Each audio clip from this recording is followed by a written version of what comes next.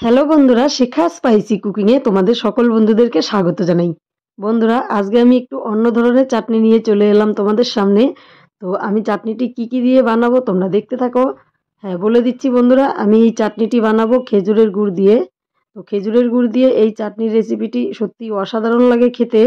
তো দেখো, এখানে আমি সবজির মতো করে কেটে নিয়েছি খেজুর, টমেটো, কাঁচা পাকা টমেটো, আর নিয়েছি সাথে কাজু বাদাম। হ্যাঁ, এবার আমি চাটনিটি বানাবো। তার জন্য আমি উনুনে একটি কড়াই চাপিয়ে দেব। সেই কড়াইয়ে দিয়ে দিব সর্ষের তেল। তো বন্ধুরা, প্রথমে কড়াইয়ে দিয়ে দিয়েছি আমি শুকনো লঙ্কা, তারপরে দিয়ে দিচ্ছি সর্ষের তেল। তো তেলটা গরম হোক আর লঙ্কাটাও ভাজা হতে থাকুক। তো বন্ধুরা দেখো, তেলটা গরম হয়ে গেছে। এবার আমি ফোড়নে দিয়ে দেব কালো সর্ষে।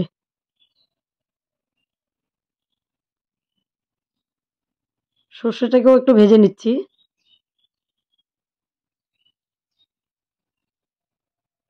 এবার আমি টমেটোগুলো দিয়ে দেব, মানে এখানে যা যা নিয়েছি সেটা দিয়ে দিলাম।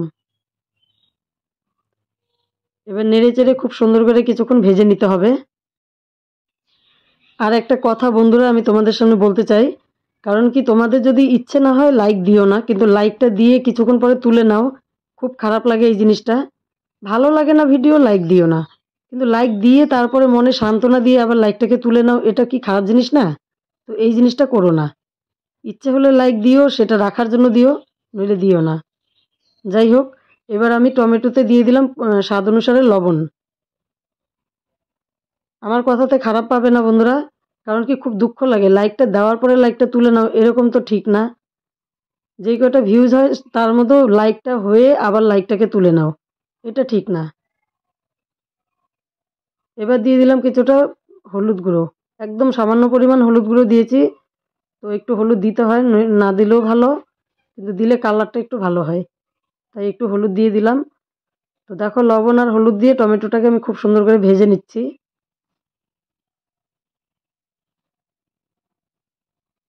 টমেটো তো বেশি একটা ভাজা হয় না, জল ছেড়ে দিবে কিছুক্ষণ পরে। এবার আমি দিয়ে দিলাম খেজুরের গুড়,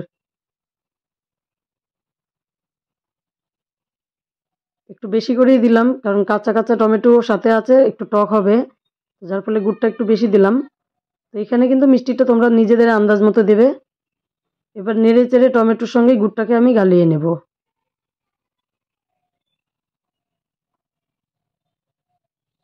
আমি কালকের ভিডিওতেই দেখতে পেলাম যে লাইক দিল, তারপরে 6টা লাইক হওয়ার পরে আবার 3খানা লাইক তুলে নিল কেউ। এটা খুব খারাপ জিনিস, তাই না বন্ধুরা? আমি কারোর সাথে এরকম করতে পারি না। দেখো বন্ধুরা, এখানে আমসত্ত্বটা কেটে দিলাম, এরকম টুকরো টুকরো করে দিয়ে দিয়েছি। এবার টমেটোর সঙ্গে আমসত্ত্বটাকেও আমি ভালো করে মিশিয়ে নেব। দেখো, গুড়টাও অনেকটা গলে গেছে, আর একটু বাকি আছে।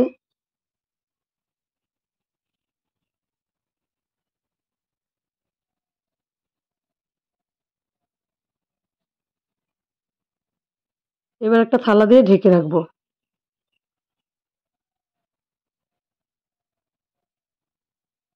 গ্যাসের ফ্লেমটিকে লো করে দিয়ে আমি 15 মিনিটের মতো ঢেকে রেখেছি। তো ঢাকনাটা এবার 15 মিনিট পর খুলে দিলাম। আশা করি গুড়টা এবার গলে গেছে। তো দেখে নিচ্ছি। দেখো বন্ধুরা, গুড়টা গলে গেছে, প্লাস টমেটোটাও সেদ্ধ হয়ে গেছে। তো এবার আমি খুন্তি দিয়ে ভালো করে নেড়ে চেড়ে টমেটোটাকে মিশিয়ে নেব। এরকম করে চেপে চেপে মিশিয়ে নিচ্ছি। খেজুরের গুড়ের এই চাটনিটি কিন্তু দারুণ লাগে ঠিক খেতে, অনেকেই হয়তো খেয়েছো। এখানে একটা ডালের কাটা নিলাম, খুন্তি দিয়ে ভালো হচ্ছিল না, তো ডালের কাটা দিয়ে এরকম চেপে চেপে দেব, তাহলে এই চাটনির গ্রেভিটা খুব সুন্দর হবে। এবার দেখতে পেলে তো বন্ধুরা, কত সুন্দর গ্রেভি হয়ে গেছে চাটনির। খুব সুন্দর হয়েছে, আর খেতেও দারুণ হয় এইভাবে।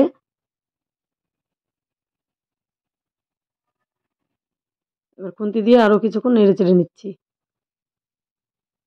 মানে আর একটু শুকিয়ে নেব। আমি কিন্তু এখানে জল ব্যবহার করলাম না, কারণ গুড় আর টমেটো থেকেই মানে যেই জলটা বেরিয়েছে তাতেই সেদ্ধ হয়ে গেছে। বেশ সুন্দর করে নেড়ে চেড়ে দিলাম। আর দেখো বন্ধুরা, এখানে আমি দেখিয়ে দিচ্ছি, একটা খেজুরের বীজও দেখিয়ে দিচ্ছি।